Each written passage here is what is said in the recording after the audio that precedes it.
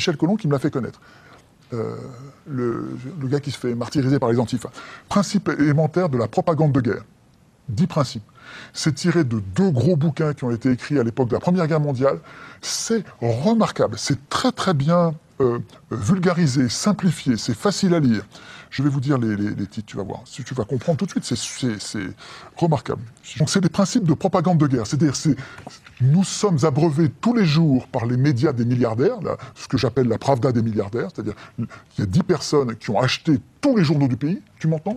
Tous les journaux.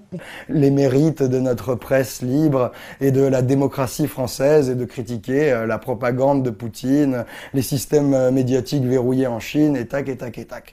Personne n'a rien fait.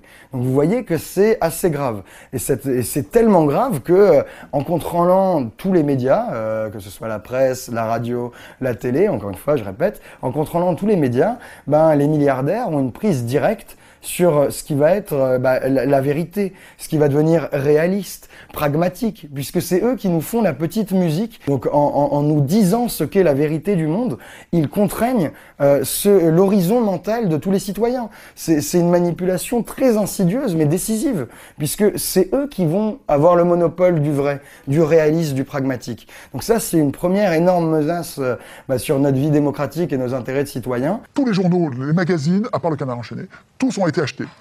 Pourquoi ils achètent ? Pour pouvoir répandre cette propagande. Et tu vas voir, mais alors, quand tu regardes, tu regardes la liste, et ensuite tu regardes les cas pratiques avec les exemples, et tu retrouves dans l'actualité de ce que tu entends tous les jours, et tu le retrouves. Je suis sûr qu'ils l'ont sur leur bureau, parce qu'ils le font, ça. Nous ne voulons pas la guerre. Ils n'arrêtent pas de répéter, les décideurs politiques, qu'ils ne veulent pas la guerre. Ils le répètent ad nauseam. C'est pas nous qui voulons la guerre. Deuxième règle, le camp adverse est seul responsable de la guerre. C'est toujours l'autre qui a tout fait. C'est jamais nous qui sommes co-responsables. L'ennemi a le visage du diable ou l'affreux de service. C'est-à-dire qu'on diabolise littéralement. C'est-à-dire quand tu vois comment on t'a présenté Kadhafi, comment on te présente Poutine, tu vois comment on te présente Assad, c'est le diable sur terre. Ça fait partie de la propagande. C'est des règles que tu retrouves à toutes les guerres, pas seulement celle-là. Tu retrouves à tous les coups, c'est une cause noble que nous défendons et pas des intérêts particuliers. Jamais on te dit qu'on va voler le pétrole en Irak. Jamais on le dit. Jamais on te dit qu'on va voler l'or de la Libye. Jamais on te dit qu'on va empêcher Kadhafi d'aider les pays africains. C'était un sauveur pour plein de pays africains, Kadhafi. Jamais on te le dit, ça.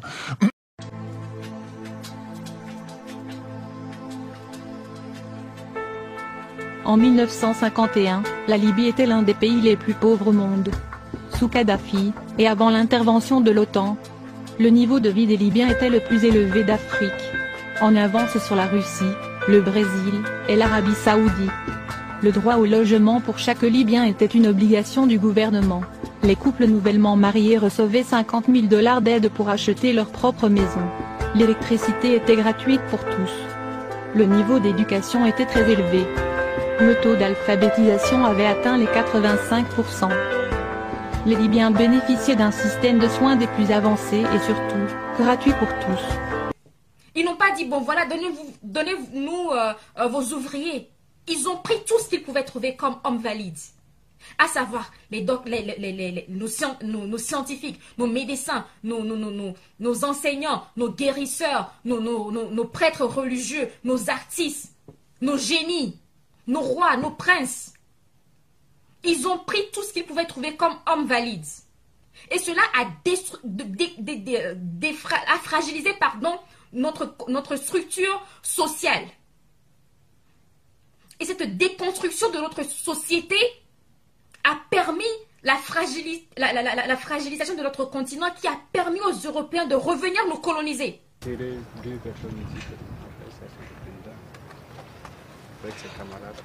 Donc avant c'était une décharge à l'eau. C'était un coin où il y avait rien.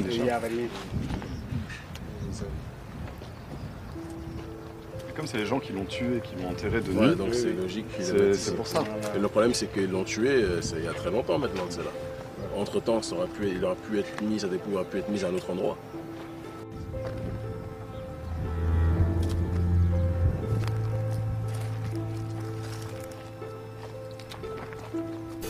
L'impérialisme, le néocolonialisme, le racisme, le fascisme, gloire, dignité, pouvoir, la mort. Merci camarades.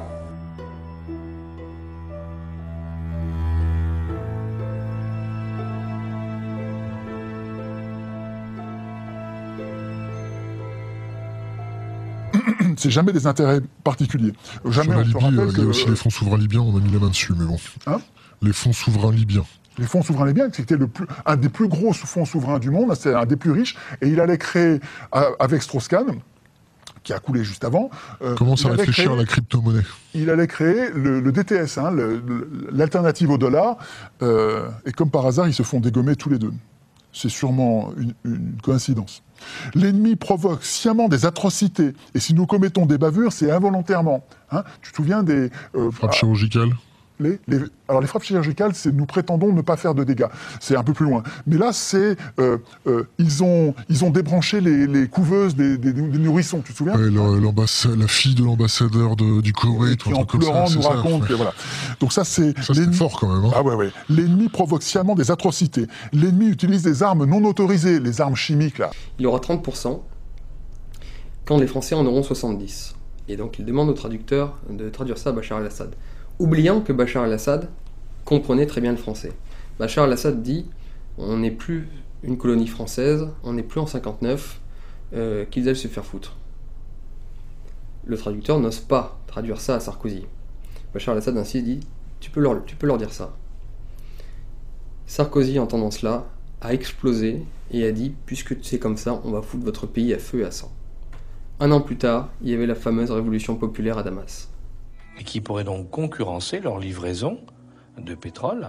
Ils vont dire, mais dans le fond, le problème c'est Bachar, donc il faut renverser Bachar. Et que c'est pas la peine de nous bassiner avec Sarkozy. Depuis combien de temps? Al-Qaïda que vous soutenez en Syrie, mais vous soutenez en Syrie. Vous vous rendez compte de ce que vous dites? Mais je le dis clairement, de ce que vous dites? Vous soutenez Al-Qaïda en Syrie. Mais vous êtes fou. Non, vous êtes fou. Écoutez, d'abord je vous permets pas d'insulter. Secret le plus total, Paris livre des armes aux rebelles. François Hollande le reconnaîtra beaucoup plus tard dans une confidence à l'auteur de ce livre. Nous avons commencé quand nous avons eu la certitude qu'elles iraient dans des mains sûres. Pour les armes létales, ce sont nos services qui ont procédé aux livraisons. En novembre 2015, selon le quotidien Haaretz, Benjamin Netanyahou aurait testé Barack Obama sur un possible redécoupage des frontières de la région. Nous subissons très peu de pertes, alors que les pertes de l'ennemi sont énormes.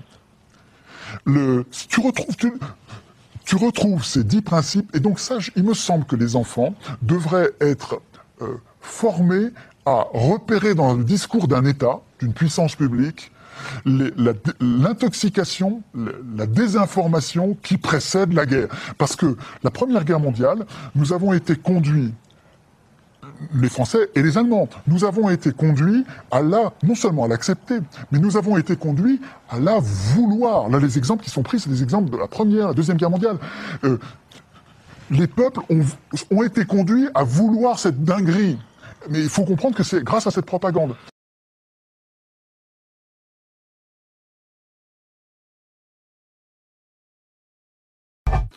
Összefoglalva, ma 2017 elején azt mondhatjuk, hogy a globalista politika úrai nem magukban keresik a hibát, inkább az embereket és a nemzeteket hibáztatják. Úgy döntöttek, nem adják fel hadállásaikat, és a nyitott társadalommal és a liberális kormányzattal ellentétes népakaratot elfojtják. Ez így Soros György határokon átnyúló birodalma, rengeteg pénzzel és nemzetközi nehéztüzérséggel. Ont su mettre en lumière cette arnaque de l'antiracisme, ce commerce de la pleurnicherie institutionnalisé et mis sur pied par nos pays, non pas pour éradiquer le racisme, mais bel et bien pour l'entretenir. Et je demande aux citoyens de faire eux-mêmes leurs recherches à ce sujet pour qu'ils s'en rendent compte. Ce sont des collabos. Je ne suis pas un larbin qui va obéir à des coteries, à des lobbies, à des tribus, à des bandes, à des gangs, à des associations, à des maçonneries qui vont me dire quand j'ai le droit de parler et quand j'ai le droit de fermer ma gueule. Proche des immigrés, c'est que vous instrumentalisez la souffrance qui se cache derrière le racisme à des fins politiques, et c'est une imposture. Le projet de l'Empire mondialiste, il est clair, édifier une société multiculturelle et multiraciale dans tous les pays. pas seulement en Occident, d'abord en Occident, mais pas seulement, dans tous les pays, appeler au grand métissage généralisé, supprimer les frontières, araser les différences entre les hommes, que ce soit des différences raciales, des différences nationales, des différences religieuses. En clair, détruire les races, détruire les nations, détruire les religions. C'est ça l'objectif. Et il faut se dépêcher parce que les mois qui viennent, ils sont en train de tout préparer pour que, entre crise économique, pandémie, guerre civile qui menace, avec encore je ne sais combien de milliers d'églises en plus qu'ils ont prévu de détruire. Tout ça, c'est une destruction de notre patrimoine, une destruction de notre pays, une destruction de nos valeurs. Alors c'est vraiment urgent. Débrouillez-vous, réunissez-vous, agissez. Ça, c'est un homme qui s'est levé, mes amis, contre le globalisme, le mondialisme. Il a exposé tous les gouvernements qui sont des sujets du gouvernement mondial. C'est pour ça qu'il est tant détesté. Il dit, pendant mon voyage historique en Arabie Saoudite, j'ai demandé aux leaders des 50 pays du Golfe de s'unir pour lutter contre cette menace et contre cette idéologie qui gangrène le monde. Parce que du temps de Barack Obama et des autres, on vous parlait pas comme ça. On laissait rentrer tout le monde sans mettre son pied à terre, sans mettre les cartes sur table. Lui, il les met les cartes sur table. Vous voulez rentrer aux États-Unis, vous allez d'abord respecter notre mode de vie, nos valeurs, notre civilisation, puis vous allez nous aimer. Vous n'allez pas venir ici en nous détestant. Vous comprenez le message? C'est ça qui est important. Il dit, et leurs réseaux sociaux, et toute forme de support idéologique, faut les arrêter partout. Les Polonais sont fous de lui. Parce qu'il y a du monde qui ont de l'honneur, qui se tiennent debout, qui gardent leurs valeurs, pas comme nous autres, des mauviettes, des mollassons qui se sont fait manipuler par nos élus corrompus. Il dit, on demande à la Russie de s'unir à nous pour nous débarrasser des régimes hostiles, tyranniques, pour sauvegarder notre civilisation elle-même. Il dit, ce qui est important, c'est les libertés personnelles, individuelles, et les libertés des pays en Europe. Donc leur souveraineté, ce qu'ils n'ont plus maintenant avec l'Union européenne.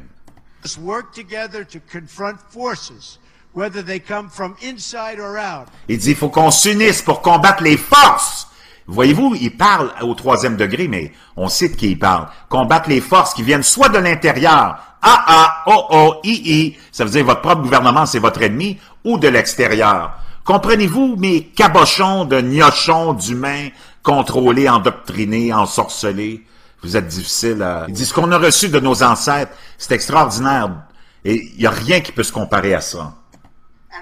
And if we fail to preserve it will never, ever exist again. Il dit, si on échoue dans la persévérance de garder ces coutumes qu'on a eues de nos ancêtres, il parle de la chrétienté, naturellement, décoder ce qu'il dit. Jamais on va pouvoir les retrouver, jamais, jamais. C'est dangereux dans les moments dans lesquels on est en ce moment. C'est très périlleux. So we cannot fail. Donc on ne peut pas échouer. This great community of nations has something else in common. Cette grande communauté de nations a autre chose en commun aussi. In every one of them, it is the people, not the powerful, who have...